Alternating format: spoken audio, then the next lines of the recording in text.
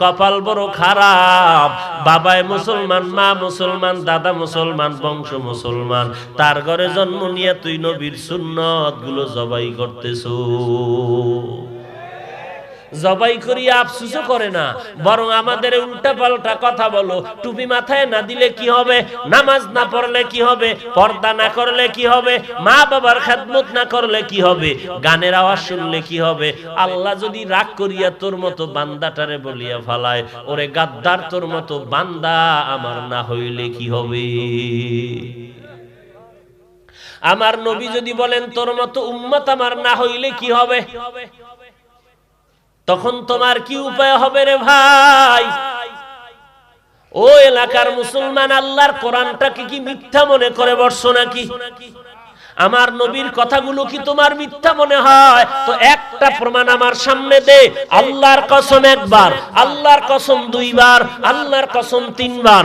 এখন যদি একটা ভুল বের করে দিতে পারো আল্লাহর কোরআন থেকে, আমি এখন দাড়ি কেটে ফেলবো, জামা আগুন দিয়ে পুড়িয়ে ফেলাবো, আর নামাজ পড়বো না, প্যান্ট শার্ট টাই লাগাইয়া এরপরে নাচ গান নিয়ে রাস্তায় নেমে যাব। কিন্তু না না, লক্ষ লক্ষ আম্বিয়া কেরাম সত্যতার প্রমাণ দিয়ে গেলেন, লক্ষ লক্ষ সাহাবা কেরাম আল্লাহ সত্য, কোরআন সত্য প্রমাণ দিয়ে গেলেন, লক্ষ লক্ষ আল্লাহওয়ালারা এই রাস্তায় জীবন দিয়ে গেলেন, আল্লাহ সত্য, কোরআন সত্যের সামনে দাঁড়াতে পারলো না। অতএব বাবা মিথ্যা মনে করিস না, আল্লাহর কোরআনে সব বলা আছে কে জাহান্নামে যাবে কে জান্নাতে যাবে। অনেকে বলে আমি জান্নাতি না জাহান্নামী, হুজুর কেমনে বলে? ওরে হুজুর তো বাবার থেকে শুনিয়ে বলে না, আল্লাহর কোরআন রিসার্চ করে বলে। আল্লাহ তো স্পষ্ট বলেছেন, কোরআন খুলে দেখ, ইন্নাল আবরার লাফি নাঈম ওয়া ইন্নাল ফুজ্জারা লাফি জাহিম। নেক আমলওয়ালারা জান্নাতি, গুনাহ যারা করবে তারা জাহান্নামী।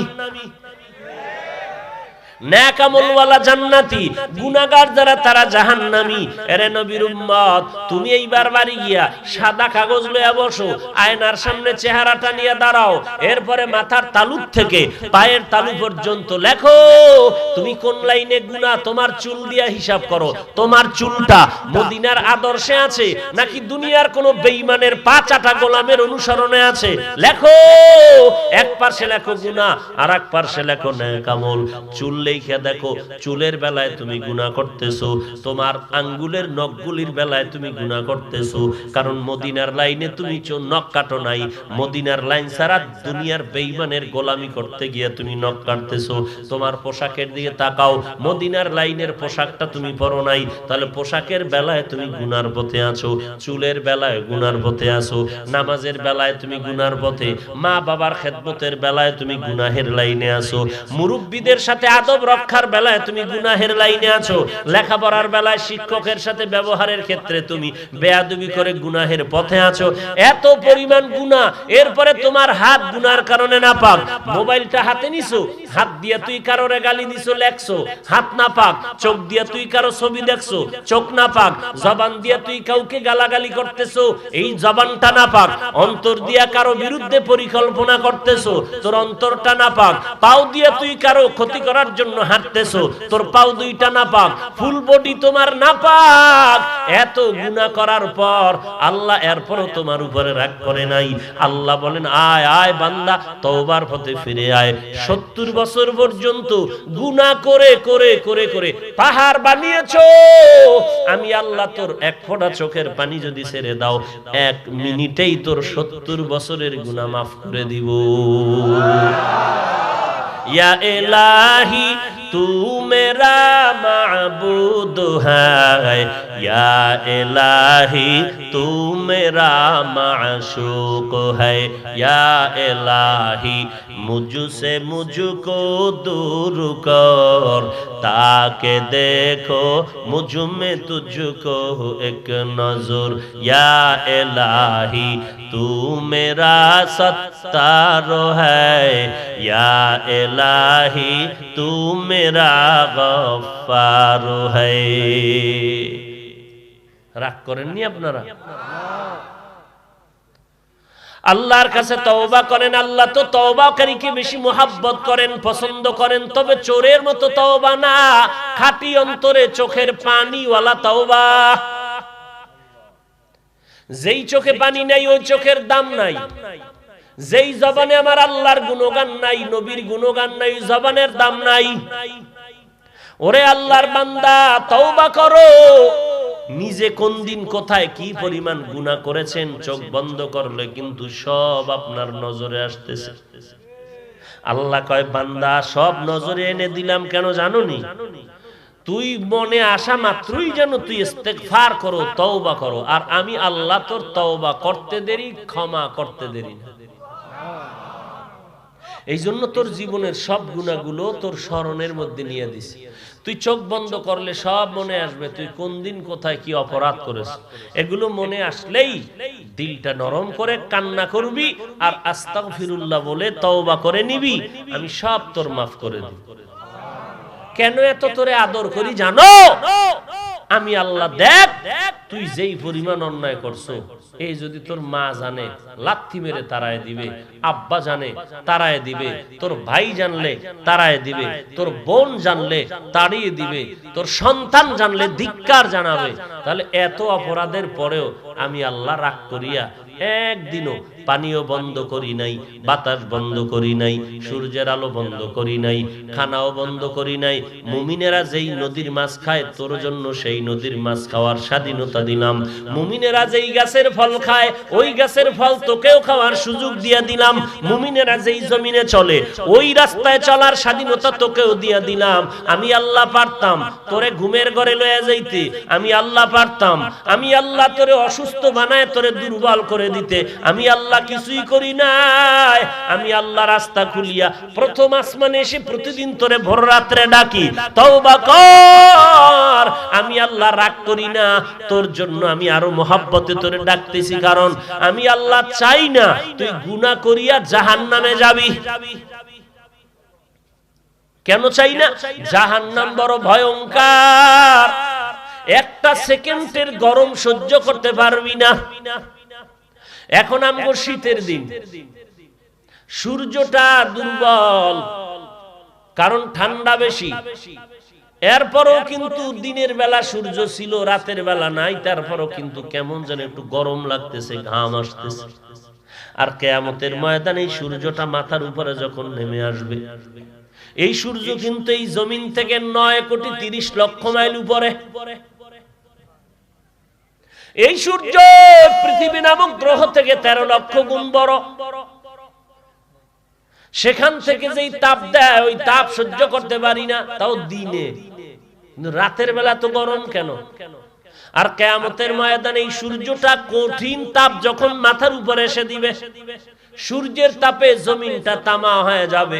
বেঈমান নাফরমানের মাথার মগজগুলো ভাতের মারের মতো ফুটতে থাকবে, চোখের পানি পড়ে রক্ত পড়া শুরু হয়ে যাবে। এ যুবক, এই কথাগুলো অন্তরে কেন ঢুকাও না রে বাবা?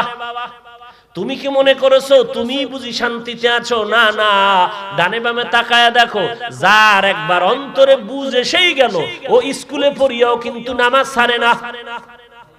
দেখছনি? মিথ্যা কথা বলছি? দেখো তাকাইয়া, স্কুলে পড়িয়াও নামাজ ছাড়ে না, ডাক্তার, ডক্টর, প্রফেসর নামাজ ছাড়ে না, র‍্যাব, আর্মি, পুলিশ, বিডিআর এর চাকরি করে নামাজ ছাড়ে না। এ যুবক, তাকায়া দেখ, ড্রাইভারি করে নামাজের সময় নামাজে দাঁড়ায় যায়, ওই বান্দা কৃষি কাজ করে নামাজের সময় নামাজে দাঁড়ায় যায়, নদীর মধ্যে মাছ ধরে নামাজের সময় নামাজে দাঁড়ায় যায়। কারণটা কি? ওর অন্তরের মধ্যেই ভয় ঢুকছে, আল্লাহর কোরআন সত্য, নবীর কথা সত্য, গুনাহগার হয়ে কবরে গেলে আযাব হবে সত্য। এই ভয়ে আল্লাহওয়ালার বয়ান শুনিয়া নামাজ ধরেছে, আল্লাহওয়ালার কথা মতো আমল শুরু করেছে। এইবার তোর বিবেকরে একটু জিজ্ঞাসা কর, তোর মতো যুবকটা যদি স্কুলে পড়িয়াও নামাজ পড়ে, তুই কেন পারো না? আমাকে জবাব, আল্লাহ বললেন তোমাদের জানমাল নিয়ে নিলাম। তার 1 নাম্বার জবাব, নিলাম বলে নেন নাই। বলে রে বান্দা, তুই যে আজকে জানমালের বড়াই করতেছু, তোর ভেতর একটা রুহু আছে, ওই রুহুর পাওয়ারে তোর হাত নড়ে, ওই রুহুটার কারণে তোর জিহ্বা নড়ে, তোর শরীর বডিটা নড়ে, তোর সব কমন চলে। আল্লাহ বলেন ওই রুহুটা আমি তোরে এক সময় তোর কোনো অস্তিত্বই ছিল না, এক ফোঁটা নাপাক পানির থেকে আমি আল্লাহ তোমাকে বানিয়েছি, এরপরে আমি আল্লাহ তোমারে জান দিলাম। আমি তোমার ভেতরে যখন রুহুটা দান করলাম, দুনিয়াতে আসার পর তুমি বড় ফকির, তুমি অসহায়, হাঁটতে পারো না, কথা বলতে পারো না, চলতে পারো না, তোমার কোনো খানাও খেতে পারো না, ঘর নাই বাড়ি নাই, মায়ের কোলে জীবনটা কাটাইলি। আমি আল্লাহ আস্তে আস্তে তোরে হাঁটার সুযোগ দিলাম, কথা বলার সুযোগ দান করলাম, তোমার চলার জন্য রাস্তা বানায় দিলাম, আলোর জন্য সূর্য আর চাঁদের ব্যবস্থা করে দিলাম। এরে বান্দা, পেটের ক্ষুধা নিবারণের জন্য খানার আয়োজন করলাম। আমি আল্লাহ তোর জীব শরীরের ভিটামিনের জন্য বিভিন্ন ফলের আয়োজন করলাম। এরে তোর জান ছিল না দিলাম আমি, তোর মাল ছিল না দিলাম আমি। অতএব তোর কাছে যে জান আছে আর মাল আছে, এর মালিক তুই না, এর মালিক আমি আল্লাহ। এর মালিক কে? খাকো বাদ আবো আতিশ বান্দা আন, বামানে তু মুর্দা বাহক জিন্দা আন। এরে বান্দা, সব মাল আল্লাহর দেওয়া, আমার কোনো মাল নাই। আল্লাহ পাক বলেন আমি চাল জমিনের মধ্যে দান দিলে তুই চাল পাবি, আমি আল্লাহ যদি গম দেই তুই আটা পাবি, আমি আল্লাহ যদি গাভীরে দুধ দেই তো মিষ্টি বানাতে পারবি, ঘি বানাতে পারবি, আমি আল্লাহ যদি আসমান থেকে বৃষ্টি দেই জমিনে ফসল হবে, আমি আল্লাহ যদি গাছে ফল দেই তুই খেতে পারবি, আমি আল্লাহ যদি সুষ্টা বন্ধ করে দেই তোর কোনো বাবার ক্ষমতা নাই এক চিমটি কিছু খেয়ে তুই বাঁচবি। কাদের কুদরত দারি বর কামাল, আন্তা রব্বি আন্তা হাসবি যুল জালাল, তুহি কাদের জলিলুল্লাহ জাহাদার, বহর হালে তুহি মেরা নিগাহদার। আল্লাহ তাআলা বলেন তোর কাছে কোনো জান ছিল না দিলাম আমি, তোর কাছে কোনো মাল নাই, আমি আল্লাহ মালের ব্যবস্থা করে দিলাম।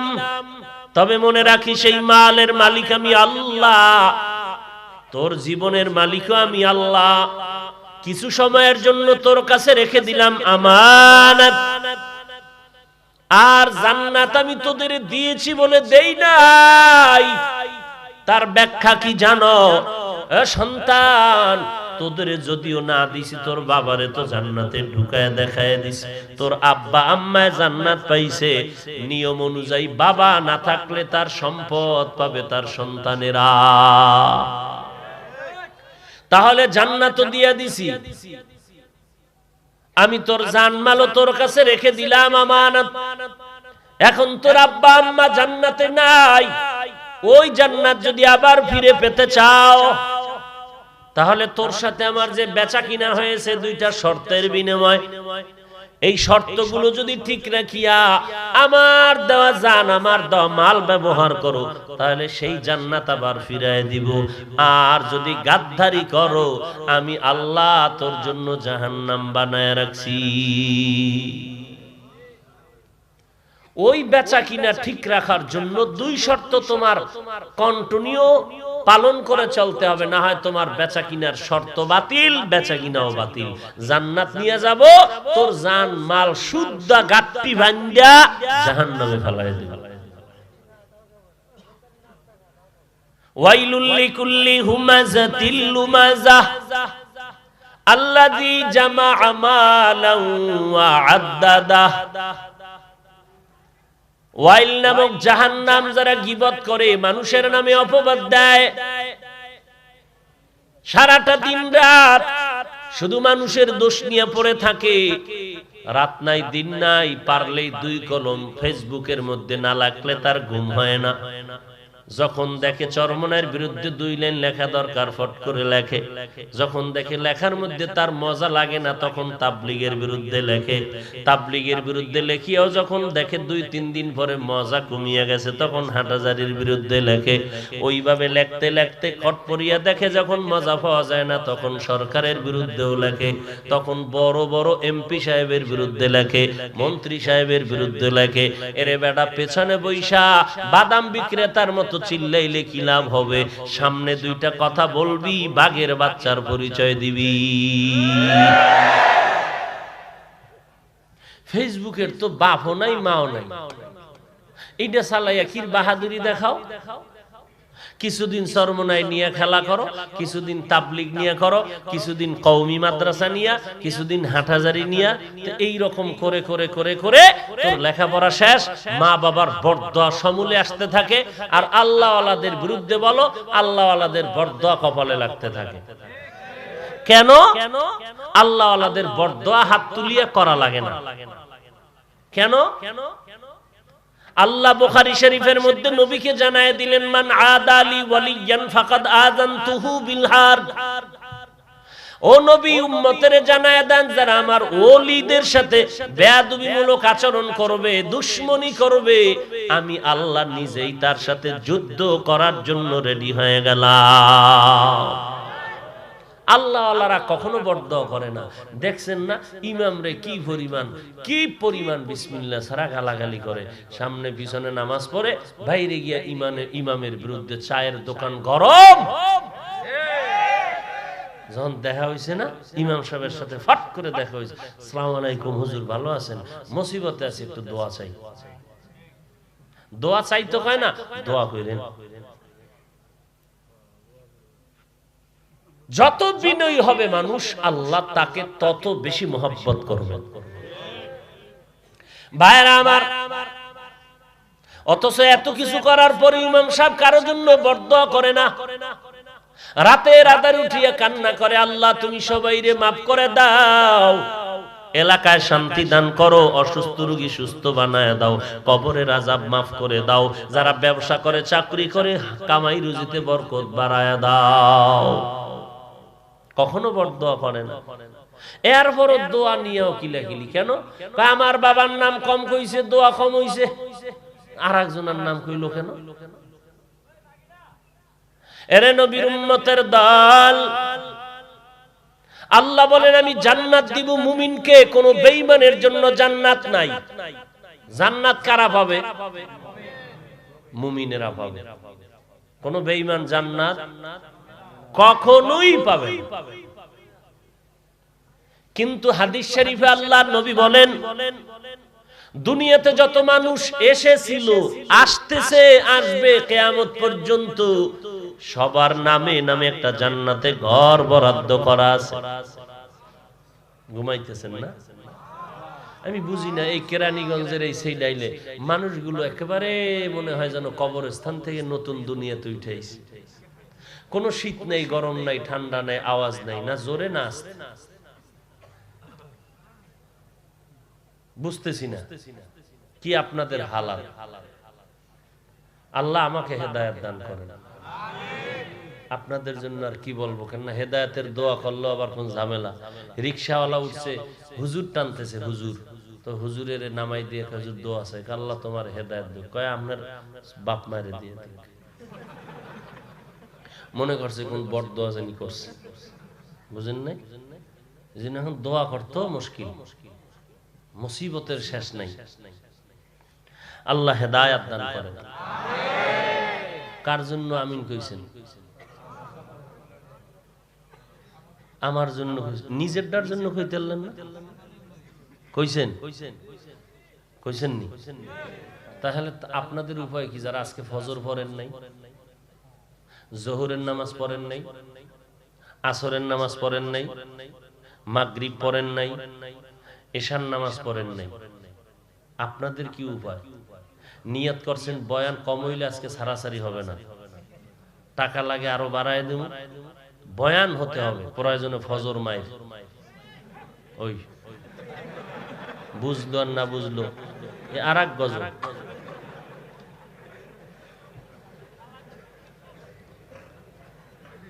আল্লাহ আমাদের মাফ করে দেন। হায় হায় হায়, সারা রাত মোবাইল চালাই, এই শীতের ভিতরে ল্যাপের ভিতরে বাতি জ্বলা। ফজরের আজানের মোটামুটি আধা ঘন্টা আগে মোবাইল ফালাইয়া রেস্টে চলে গেল। ফজরের সময় কেউ ডাক দেয়, খবরদার রেস্টে আছে। আধা ঘন্টা আগে ঘুমাইছে, কাঁচা ঘুমে ডিস্টার্ব করা হারাম, কষ্ট দেওয়া কি হারাম। ঘুমাইছেন কষ্ট দেওয়া যেন, মাত্র ঘুমাইছে। হাসতে হাসতে আপনি যেদিকেই টানেন কপাল যে পুড়ে যাচ্ছে, এই কথাটা বালিশে মাথা লাগায়া বাতি নিবায়া যখন ঘুমাইতে যাবেন 1 মিনিট চিন্তা করবেন যে কপাল কি পোড়া পুড়ছেন আপনি নিজেরটা নিজে। ভাই, আপনার কবরে আপনি যাবেন, আমার কবরে আমি যাব। আমার জবাব আমি দিব, আপনার জবাব আপনাকে দিতে হবে। তবে ঘুমের আগে এতটুকু ভয় নিয়ে ঘুমায়েন যে ঘুমের মধ্যেও তো কত মানুষ মরে যায়, আমি যদি মরি কালকে কবরে কি উপায় হবে। বাস এই একটা কথা চিন্তা করিয়া যদি যুবক ঘুমাইতে পারো, লজ্জা থাকলে তুই মোবাইলে তার লাগায় গান শুনতে শুনতে ঘুমাবি না।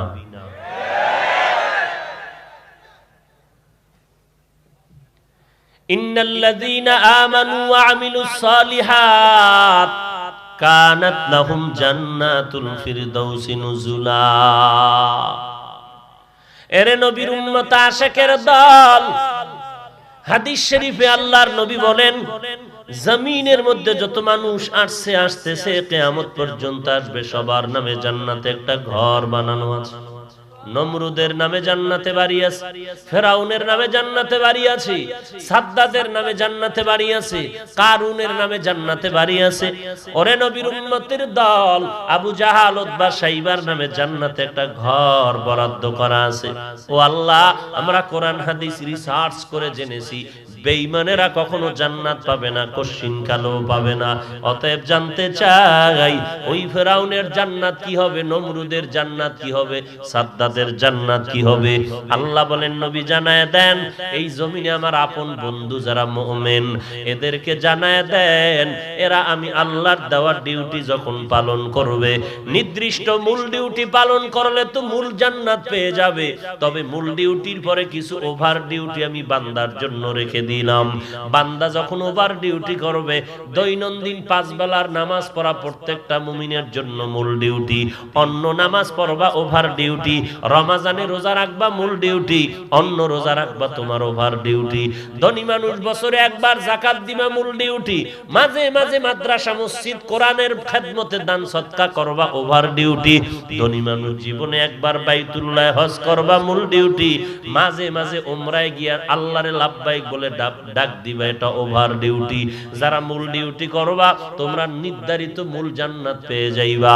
আর যেই মুমিনেরা ওভার ডিউটি করবা, আল্লাহ বলেন, নবী জানায় দেন, ওই ওভার ডিউটি করনেওয়ালাদেরকে আমি আল্লাহ খুশি হইয়া বেঈমানের নামের জান্নাত বোনাস হিসেবে তাদের দিয়ে দিব। আতিনা ফি দারে দুনিয়া না হাসান, আতিনা ফি দারে উকবা না হাসান, ইয়া গিয়াসাল মুস্তাগীসিন দিনা লফতিখারা বিল উলুমে ওয়াল গিনা। হর গরিদে নেক তু তৈয়ার है, जो न मंगे उससे तू बेजार है। আল্লাহ তাআলা বলেন, এই জান্নাত আমি মুমিনকে দিব। দুনিয়ার মুমিন, এই জান্নাত যদি পেতে চাও, বান্দা 2টা কর্মসূচি পালন করতে হবে। ওই 2টা কর্মসূচি পালন করো, তাহলেই জান্নাত রিজার্ভ পেয়ে যাইবা। ওই 2 কর্মসূচির মধ্যে 1 নাম্বার, তোমার ঈমানটারে পরিশুদ্ধ করে নাও, মজবুত করে নাও। 2 নম্বরে নেক আমল করো। শিরিক মুক্ত ঈমান, বেদাত মুক্ত নেক আমল। ঈমানটারে কেমনে তুমি পরিশুদ্ধ করবা? একটা স্কেল দিয়ে মাপ দিতে হবে, বোঝা যাবে যে আমার ঈমান কি পরিমাণ পরিশুদ্ধ। আল্লাহ কোরআন শরীফে স্কেলও বানায় দিয়েছেন। মুমিন তোমাদের ঈমান মাপ দেওয়ার স্কেল হলো আমার নবীর সাহাবায়ে কেরাম। আমিনু কামা আমানান নাস, ও দুনিয়ার মুমিন তোমরা ঈমান আনো তাদের মতো। বলে তারা কারা? বলে সাহাবায়ে কেরামের ঈমানের মতো ঈমান। তোমার আমলটা কি পরিমাণ ভালো, সাহাবায়ে কেরামের আমলের সাথে মাপ দাও। তোমার ভেতরের তাকওয়াটা কি পরিমাণ পরিশুদ্ধ, সাহাবায়ে কেরামের তাকওয়ার সাথে মিলায়া দাও। তোমার ঈমানটা কি পরিমাণ পরিশুদ্ধ, সাহাবায়ে কেরামের ঈমানের সাথে মিলায়া দাও। সাহাবায়ে কেরামের ঈমানটা কেমন? রাহমাতুল লিল আলামিন বলেন, রে ওমর তুমি আমাকে কি পরিমাণ মুহাব্বত করো? ওমর বলে আমার পরিবার পরিজন থেকে আমি সব থেকে বেশি আপনাকে মুহাব্বত করি। নবী বলেন তোমার জীবন থেকে কি করো? বলে না। নবী বলেন তুমি এখনো পরিপূর্ণ মুমিন হতে পারো নাই। ও নবী কেমনে পরিপূর্ণ মুমিন হতে পারবো? মদিনার নবী বলেন ওমর নিজের জীবনের থেকেও আমি নবীকে মুহাব্বত যদি করতে পারো পূর্ণ মুমিন হতে পারবে। নবী কথা বলতে দেরি ওমর কসম খেয়ে বলে ইনশাআল্লাহ আমি ওমর আমার জীবন থেকেও আপনাকে বেশি মুহাব্বত করি। ও নবী আমার জীবন থেকে আমি আপনাকে মুহাব্বত করি। এই জন্য ওমর নবীর এত মুহাব্বতের রোশনি পাইলেন। সমস্ত সাহাবায়ে কেরাম আমার নবীর বড় আশিক, আর আমার নবী নিজেই হলেন ওমরের আশিক। কারণ ওমরের জন্য নবী দোয়া করেছিলেন, আল্লাহ ওমরকে তুমি ইসলামের খাদেম বানায়া দাও। যেই ওমর নবীর গর্দান কাটার জন্য তরবারি নিয়ে দৌড়ায়, আল্লাহর নবীর চোখের পানি আর দোয়ার কারণে সেই ওমরের দিলটা নরম হয়ে গেল। ওই তরবারি দিয়া আমার নবীর সামনে এসে বিনয়ের সাথে বলে, নবী আপনি তরবারি দিয়া আমার গর্দান কেটে দেন, তবে আগে কালেমা ওয়ালা মুসলমান বানায় দেন। সোহবতে সালেহ তোরা সালেহ কুনাত, সোহবতে তালেহ তোরা তালে কুনাত জমানা, সোহবতে বা আউলিয়া বেহতার জসদ সালাতাত বেরিয়া, মাইলে মোমেন সোয়ে মোমিন মিশাওয়াত, মাইলে কাফের সোয়ে কাফের মিশাওয়াত। এ যুবক আল্লাহর গোলাম, কয়দিনের যৌবনের বাহাদুরি করবি রে যুবক? এই মহামারীর পরেও কি তওবা করবি না রে ভাই? ডানে বামে কত আমার মতো বয়সের মানুষটা কবরে চলে গেল। ও যুবক ভাই, তোমার আমার বয়সের থেকে আরো কম বয়সের মানুষটাও তো কবরে চলে গেল। বাবার কাঁধে সন্তানের লাশ, সন্তানের কাঁধে বাবার লাশ। এরে যুবক আল্লাহর গোলাম, কয়দিন আর যৌবনের বাহাদুরি করবি? এই করোনা, এই মহামারীতে সারা দুনিয়াটা কেমন যেন নিঝুম হয়ে গেল, অন্ধকারের মতো। সবাই দুর্বল অসহায়ের মতো এতিম হয়ে আছে, চলতে পারে না, খাইতে পারে না, কথাও বলতে পারে না। জবানের উপরে পর্দা লাগা। এই পর্দায় যদি তোর জবানটারে কন্ট্রোল করতে না পারো, আমার আল্লাহর কাছে কি আরো বড় শাস্তি নাই? বাড়াবাড়ি করিস না, চালাকি করিস না। আমার আল্লাহর কাছে কিন্তু এর থেকেও আরো কত কত বড় মহামারী আছে, জানো না রে বাবা? এক সেকেন্ড লাগবে না, গোটা জগৎটারে সমান করে দিবে, সুন্দরভাবে সাফ করে ফেলবে। এই যে করোনা দিল, তাকায় দেখ, এই করোনার সামনে যারা মনে করছিল আমি সব, এই জগতের আমি নেতা, আমার কথায় গোটা দুনিয়াটা ঘুরবে, দুনিয়াটা চলবে, তারাও মাথা নত করে আছে, কোনো কথা বলার সাহস তারা পায় না। আল্লাহ কয় এটা তো একটা ধাক্কা দিলাম মাত্র, এখনো যদি তওবা না করো, তোদের কপালে যদি আরো কঠিন দুর্গতি লাগে, তাও আমি আল্লাহর কাছে রিজার্ভ আছে। আল্লাহ যদি খালি বঙ্গোপসাগরের একটু হুকুম দেয়, একটু গরম হইয়া গোটা বাংলাদেশটারে ধ্বংস করে দে, একটা সেকেন্ড সময় কিন্তু লাগবে না। এই চিন্তা তো আমাদের ভেতরে নাই। লাগবে না সাগরের তুফান, লাগবে না কিচ্ছু। হঠাৎ তুই ঘুমায় যাবি, ঘুমের থেকে উঠে দেখবি হঠাৎ শরীরের অবস্থা খারাপ, আল্লাহ তো এমন রোগ দিতে পারে আর বিছানা থেকে উঠা যাবে না। আল্লাহ বলেন আমাকে ভয় কর, আমি আল্লাহ পারি, করি না কেন? একমাত্র তোরা আমার বন্ধু মুহাম্মদের উম্মত। না হয় আমি আল্লাহ অন্য নবীরা যেই তার উম্মতের দাওয়াত দিত উল্টা পাল্টা করত, আমি সাথে সাথে চেহারা পাল্টায় দিতাম। কিন্তু তোমরা যে অন্যায় কম করো না, এরপরও কেন চেহারা পাল্টায় দেই না? আমার বন্ধু আখিরি নবীর উম্মত হওয়ার বরকতের কারণে। ওই নবীরে চিনলি না রে যুবক, যেই নবীর জন্য গোটা জগৎ পাগল, আসমান জমিন গ্রহ নক্ষত্র পাগল, গর্তের পিপিলিকা পর্যন্ত পাগল। আল্লাহর কাছে নাকি পিপিলিকায় দোয়া করে, আল্লাহ একটু মদিনা দেখায় দাও, আমি মদিনায় যেতে চাই। আল্লাহ বলেন ফে কবুতর জলদি করে যাও, অমুক এলাকার গর্তের পিপিলিকা আসতে চায়, তুই তাড়াতাড়ি ঘুরাইয়া জায়গায় পৌঁছায় দে।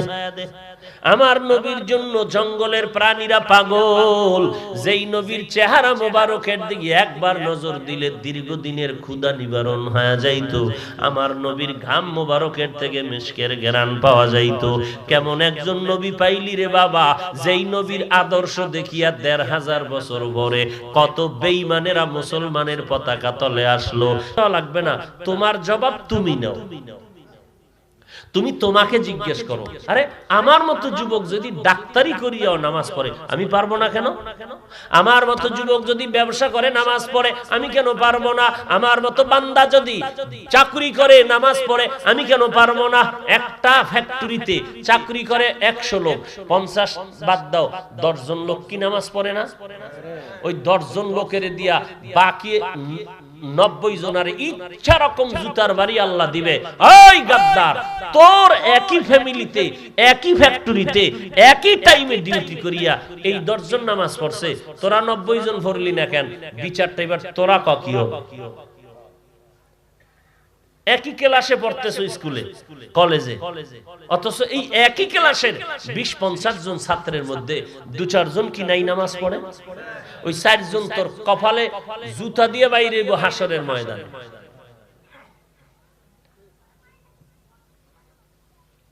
কথা বুঝাইতে পারছি? কি বুঝছেন? এই দুনিয়ার বাটা জুতা হেন পাওয়া যাবে। এই কিছু মুনাফেক আছে না, আছে না? মুনাফেক, বদমাশ, ইহুদির টাটকা দালাল, এগুলো শুধু ছিদ্র তালাশ করে কোন সময় তিলেরে তাল বানাবে। ওই যে কইছি জুতার বাড়ি, তো এখন একজনে ওই মুনাফেক কইব জুতা কি হেন পাওয়া যাইব না। এইরকম মুনাফেকেরাই তো চরমনের ফিসাবেরে কইছে জাহাজ হুজুর। বলে নাই মুনাফিক কোথাকা, নিমক হারাম কোথাকা, আল্লাহ ওয়ালার দুশমন, রাসূলের দুশমন কোথাকা। লজ্জা থাকলে এরকম পারে না, আল্লাহর ভয় থাকলে এরকম পারে। নিজের আমলের খবর নাই, নিজের নামাজ নাই, রোজা নাই, পর্দা নাই, সুন্নত নাই, কিচ্ছু নাই, আরেকজন আর ছিদ্র তালাশ করে, দোষ তালাশ করে, ২৪ ঘন্টায় ফিকিরেই থাকে। জানি না এর আব্বা আম্মা কি পরিমাণ দোয়া করে তার জন্য, জানি না, মনে হয় না। যে ওর বাপ মা দোয়া করবে, কারণ কোন মা চায় না তার সন্তান কারো সাথে গাদ্দারি করে বরদোয়ার পাত্র হবে, কোন মা চায় না। গালাগালির ফ্যাক্টরি বাংলাদেশ। এই গজবের ফেসবুকে ধ্বংস করেছে আমাদের ঈমান, আমল, চরিত্র সবকিছু।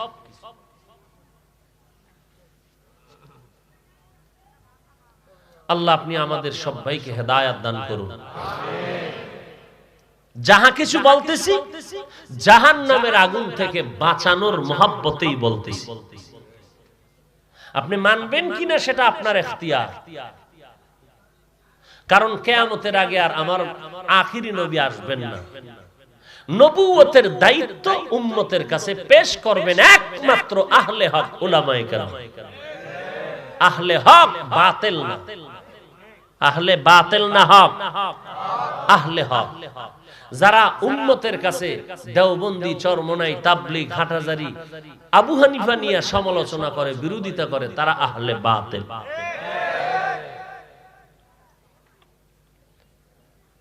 ডাক্তার জাকির নায়েক নিয়ে কি নাচানাচি, এখন তারাই আবার গালি দেয়। ডাক্তার জাকির নায়েকের মাথা খারাপ। কয় ভাই কেন? কয় যে আগে কইতো মাযহাব লাগবে না, এখন কয় লাগবে। 40 মিনিটের লেকচার দিয়েছেন ডাক্তার জাকির নায়েক সাহেব, মাযহাব খুব জরুরি এর উপরে। এখন তারাই আবার তারে বিরোধিতা করে, কারণ ডাক্তার সাহেবের মাথা ঠিক নেই। তো ডাক্তারের মাথা ঠিক না থাকলে রোগীর অবস্থা কি হইব?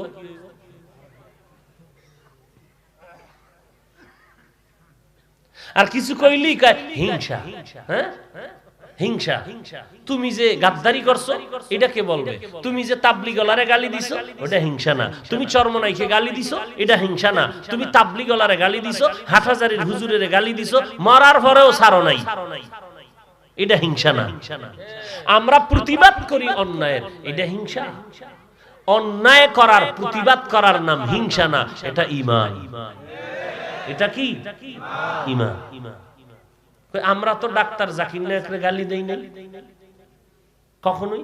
আমরা তো আলিয়া মাদ্রাসার বিরুদ্ধে বলি নাই। আমরা তো পাঁচকল্লি মাথায় দিয়ে অন্য টুপিওয়ালার বিরুদ্ধে বলি নাই। আমরা তো কওমি মাদ্রাসায় পড়ে অন্য প্রতিষ্ঠানের বিরোধিতা করি নাই। আমরা লম্বা পোশাক পরে অন্য পোশাকওয়ালারে তো গালাগালি করি নাই। পারছি, দুই কথা বুঝাইছি। বুঝের মধ্যে হয়তো দুই একটা কথার সাউন্ড একটু কর্কশ হয়েছে, বয়ানের ফাঁকে ফাঁকে বলছি ভাই বেজার হইছেন, আল্লাহর রাস্তায় ক্ষমা করিয়েন, ও আল্লাহ মাফ করে দেন, হেদায়েত দান করেন। এরপরও যার হয় না কাছে আসো, পাও ধরে মাপ নিলাম। তুমি যদি এত বড় ভিআইপি বেহায়া হও যে এইভাবে মাপ চাইলে হবে না, আমার পাও ধরতে আসো বয়ানের পরে স্টেজে, আমি পাও ধরে মাপ নিয়ে নিব। তারপরে তোমার বাইরে সমালোচনার কি দরকার? তোমার আর কাম নাই খাইলে? তোমার ব্যবসা আছে, চাকরি আছে, মা বাবার খেদমত আছে, ভাইয়ের খেদমত আছে, সমাজের খেদমত আছে, লেখাপড়া আছে, সব বাদ দিয়া একজন আর একজনের পিছনে লেগে আছে।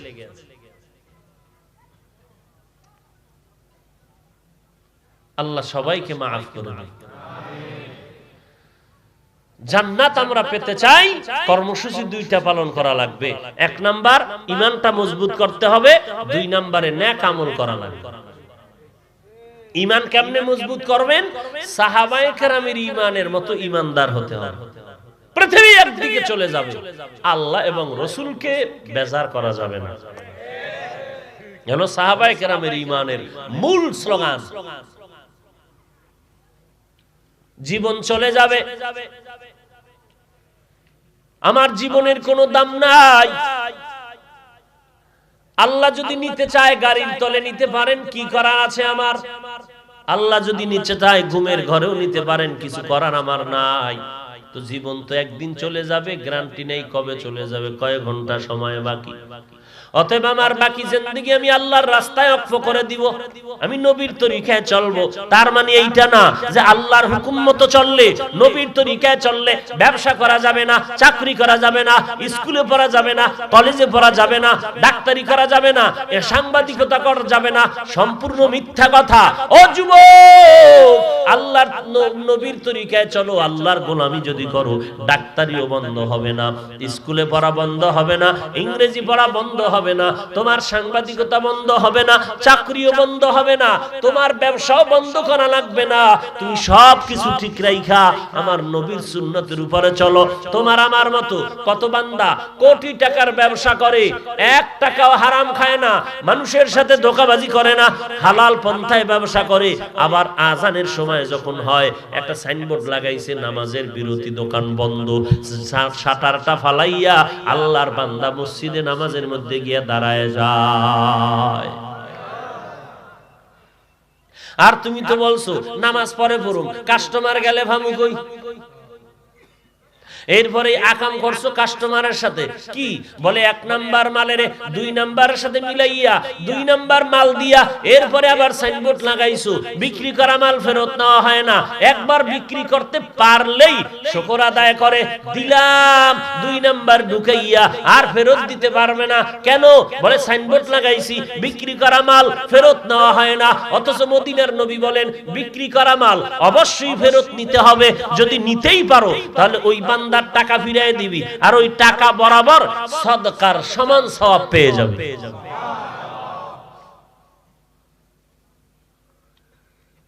জান্নাত পাওয়া খুবই সহজ, খুবই সহজ। আমরা সহজ রাস্তাটারও ধরি না। আখিরি নবীর উম্মত হওয়ার কারণে কি পরিমাণ সহজ আল্লাহ করে দিলেন। এরে যুবক, এই দুনিয়ার বাহাদুরদের খবর নিয়ে দেখ। মিস্টার ফেরাউন কই, নমরুদ কই। টাকার অভাব ছিল না, ক্ষমতার অভাব ছিল না। 40 বছর পর্যন্ত যেই ফেরাউনের কোনোদিন ঠান্ডা লাগে নাই। কয় বছর? আর আমরা দুনিয়াতে আইয়েই 40 বছর পর্যন্ত যেই ফেরাউনের কোনো রোগ নাই। বলো সেই ফেরাউনের লাশ কই? খবর নাই। মাটির নিচে নি। কেমন ঘৃণিত তাকায় দেখরে যুবক ভাই। মুমিন মুসলমান বাদ দে, সারা দুনিয়াতে, শুধু বাংলাদেশ আর ইন্ডিয়া না, সারা দুনিয়াতে তাকাও, ফেরাউন নামে একজন বেঈমান পাওয়া যাবে নি? কোন বেঈমানের নাম আছে মিস্টার ফেরাউন? নমরুদ, হামান, সাদ্দাত, কারুন, আবু জাহাল? আচ্ছা নাই। যদি বলা হয় মাসে 1 লাখ টাকা দিব নগদ অগ্রিম, নাম রাখবি মিস্টার ফেরাউন, রাজি হবে কোন বেঈমান? বাঙালি বাঙালি বাঙালি সন্দেহ লাগে, হতেও পারে, কারণ 1 লাখ টাকা কম না এই লকডাউনের ভিতরে। হইতো তলে তলে কইবি দিস, পরে তওবা করে নেব না। কারণ এই যত হামলা মামলা কিলাকিলি সব খাই খাই জিন্দেগির জন্য। কথা ঠিক না? খাই খাই জিন্দেগির জন্য। সন্তান মায়েরে জবাই করে, মা সন্তান জবাই করে, স্ত্রী স্বামীকে জবাই করে, স্বামী স্ত্রীকে জবাই করে। এটা তোমরা ভিডিওতে, মিডিয়ায় তো ভালো জানো আমার থেকে। আল্লাহ মাফ করে দেন। এখন আর এই আকামের ঘটনার জন্য ইন্ডিয়া যাওয়া লাগবে না। আমাকে সোনার বাংলায় কি পরিমাণ অপরাধ হইতেছে এর কোনো সীমানা নাই। ঘরের মধ্যে আম্মা জান নিরাপত্তায় থাকতে পারে না, এ হুজুরে ডাকে আইয়েন মসজিদে একসাথে জামাতে নামাজ পড়ুন। কেউ খাসকান্দির মুসলমান আসেনি এই রুগী এই দেশে? মহিলাকে কই ডাকে? মসজিদে আসেন আম্মা জানেরা, মসজিদে আসেন, মসজিদে আসবেন, আমাদের সাথে একসাথে নামাজ পড়বেন। কথা বুঝেন নাই? ঘরের ভিতরে আম্মা জানের নিরাপত্তা হিমশিম খেতে হয়, সেখানে গিয়েও হামলা, হামলার উপরে মামলা। তাহলে সে আম্মা জানের বাহিরে করলে কি লাভ হবে রে বাবা? ওই ফেরাউনের খবর নিয়ে দেখো রে ভাই, ওর নাম নেওয়ার মতো একজন মানুষ নাই। অথচ তাকায় দেখো লক্ষ লক্ষ আম্বিয়া কেরাম, সাহাবায়ে কেরাম, আউলিয়া কেরাম, তাদের নাম নেওয়ার মতো মানুষ এই জমিনে আছে কি নাই? সন্তানের নামে তাদের নামে নাম, মাদ্রাসার নাম তাদের নামের উপরে নাম। খাজা মঈনুদ্দিন চিশতির নামের উপরে মোহাব্বত। ভারতের একটা হিন্দু নাই যার অন্তরে নাই। কেন? একমাত্র কারণ এগুলো ক্ষমতার টাকার কারণে হয় নাই, চোখের পানি আর নবীর সুন্নতের আমলের বরকতে হয়েছে। অযুবক আল্লাহর গোলাম, আমি বলি না তুমি মাদ্রাসায় পড়ো, পাগড়ি পড়ো না, স্কুলে পড়ো, কলেজে পড়ো, চাকরি করো, ব্যবসা করো, তবে নবীর সুন্নতের মালা গলায় লাগাও। 5 ওয়াক্ত নামাজ পড়ো, মা বাবার খেদমত করো, আল্লাহওয়ালাদের দোয়া নিয়ে চলো, জবানটারে হেফাজত করো, 2 চোখের হেফাজত করো রে বাবা। লেখাপড়া করিয়া ভালো একটা ডাক্তার হবা, দুনিয়ার মানুষ তোমার জন্য দোয়া করবে, তোমার আব্বা আম্মার জন্য দোয়া করবে। তুমি এসপি হবা, ডিসি হবা, তুমি 1 টাকাও ঘুষ খাইবা না, তোমার জন্য সবাই দোয়া করবে। বলো মুসলমান, এই বাংলাদেশে এমন কোন ডিসি এসপি ওসি আইজি উকিল ব্যারিস্টার কি নাই যে 1 টাকাও হারাম খায় না? নাই? তুমি না জানলে আমার থেকে যাইনা নিও, অভাব নাই। নিজের বাড়িটারও বিল্ডিং করতে পারে না, হালাল উপার্জনের মধ্যে চলতেছে। সুপ্রিম কোর্টের বিচারপতি গলায় ফাঁকড়ি লাগায় লম্বা জামা পইরাছে, আরে বিচার করতেছে। কিয়ামতের দিন টের বাবা, তোমার কাছের মানুষটা জান্নাতে যায়, তোমার হাতে জাহান্নামের হ্যান্ডকাপ লেগে যাবে। আলেমদের কথা মিথ্যা মনে করিও না, কেউ তোমার দুশমন না রে বাবা। এই জমিনে সবাই তোমার দুশমন, স্বার্থের জন্য তোমারে কাছে ডাকে, তোমার কাছে যায়, কিন্তু একমাত্র তোমার আপন এই জমিনের মধ্যে টুপিওয়ালা কোরআনওয়ালা ছাড়া কেউ নাই। এদের মধ্যে কোনো স্বার্থ নাই। এই জন্য আমার কাছে আওয়ামী লীগের লোক এসে যদি দোয়া চায়, হুজুর একটু দোয়া করেন, আল্লাহ এই লোকটার মনের ন্যাকাশা ঘুরাইয়া দাও। বিএনপির লোক এসে যখন দোয়া চায়, তখন কি হুজুর কয় আল্লাহরে গজব দাও? হুজুর তার জন্য দিল খুলে দোয়া করে। কেন? হুজুরের অন্তরে সবার প্রতি কি পরিমাণ মোহাব্বত, যে নামাজ কম পড়ে তারে বারবার যা আসেন ভাইজান নামাজে চলেন, নামাজে চলেন, নামাজে চলেন। কারণ দিলের মধ্যে ভাঙ্গা মোহাব্বত। কারণ একটা মানুষ যদি নামাজ পড়ে, ওই সওয়াব আমিও অংশ পেয়ে যাব।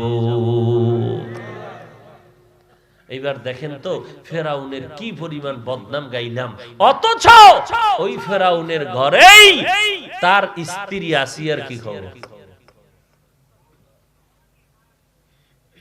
মায়ার নবী রাহমাতুল লিল আলামিন মিরাজে যাইতেছেন, হঠাৎ করে সুগ্রাণ নাকে আসলো। জিবরাইল, সুগ্রাণ কোথা থেকে আসছে? জিবরাইল বলে পয়গম্বর, বেঈমান ফেরাউনের স্ত্রী আসিয়ার কবর থেকে সুঘ্রাণ পাওয়া যায়। আল্লাহ জানায় দিবেন পয়গম্বর, কিয়ামতের ময়দানে জান্নাতের ভিতরে আপনার যত বিবি হবে, আসিয়াও হবে আপনার একজন বিবি। এরে পর্দার আড়ালের মা বোনেরা, আসেনি মা? ওই মা বোনেরা, আজকে হাফেজে কোরআন 5 জনের মাথায় পাগড়ি দিলাম, এরাও তো কোনো মায়ের সন্তান।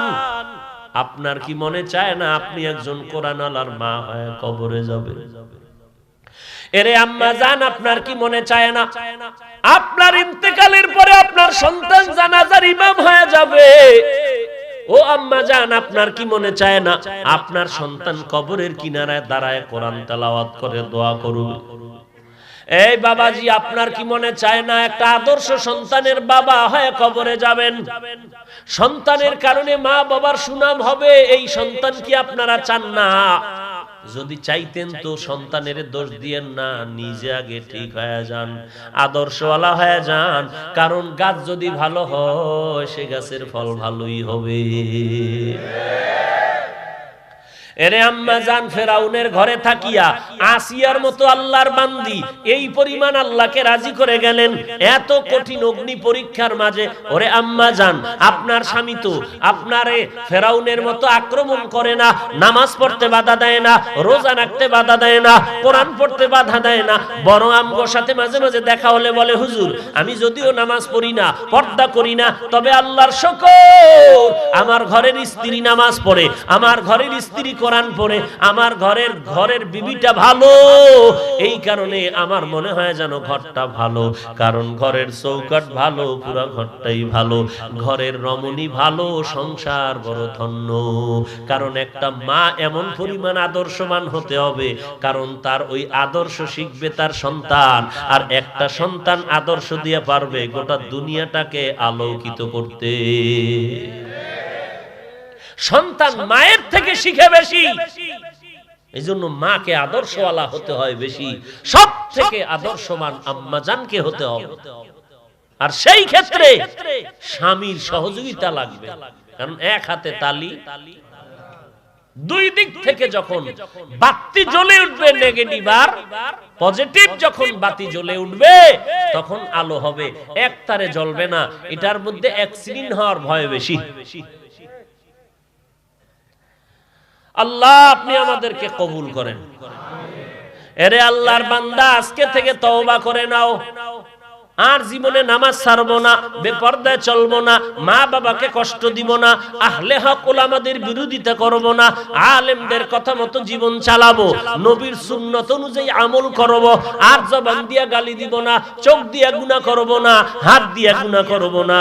আল্লাহর কাছে মাথা নত করে দিল খুলে বলো, আল্লাহ তুমি আমাকে মাফ করে দাও, ও আল্লাহ আর জীবনে গুনাহ করব না, তোমার দরবারে তওবার জন্য আসছি রে আল্লাহ, আমাদের তওবা কবুল করে নাও, আমাদের তওবার উপরে মজবুত হইয়া নবীর সুন্নতের আমল করিয়া জান্নাত কামাই করার তৌফিক দান করে দাও, আমিন।